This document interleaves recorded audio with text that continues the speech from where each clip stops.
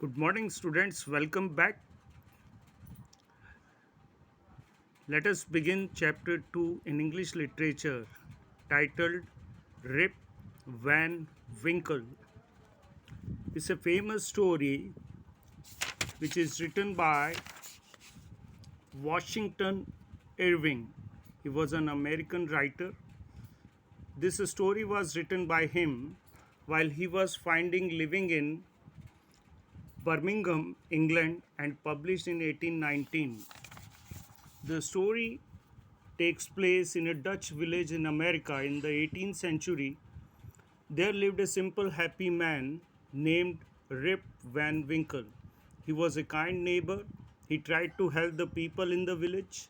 He listened to the women who told him their problems and gossips. He played with the children and narrated to them stories about ghosts, witches, and Indians. He also helped the men build fences and repair their tools. He had a lot of things to do, but he had no time to work in his own house and so his own farm. We can say he was a farmer.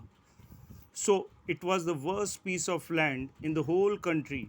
He didn't earn much money because instead of earning a living, he helped his neighbors all day long.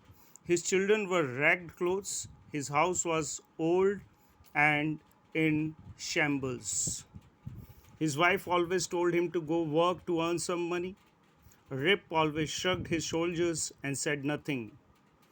He went out of the house with his dog Wolf and sat on bench outside a small inn with other similar men of the village and talked about village things and sleepy stories about nothing important.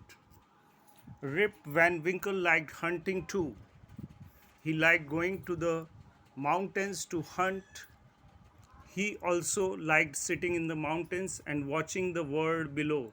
The Blue River Hudson, vast green woods, forest, and white cliffs in the distance. One day, he stayed up in the mountain till late. It was getting dark when he started walking hastily down the village. Then he heard a voice, Rip Van Winkle, Rip Van Winkle. Somebody was calling out his name. He looked in that direction and saw a strange figure with something on his back. Rip was surprised to see a human being in deserted place, but he thought it could be somebody from the village. He went to the figure. He was a short old man, a dwarf, with a wild grey hair and a grey beard. His clothes were old-fashioned. On his shoulders, on his shoulder rather, he had a big barrel full of liquor. Rip helped the man with the barrel.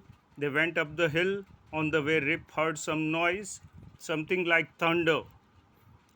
Then they came to an opening in the woods.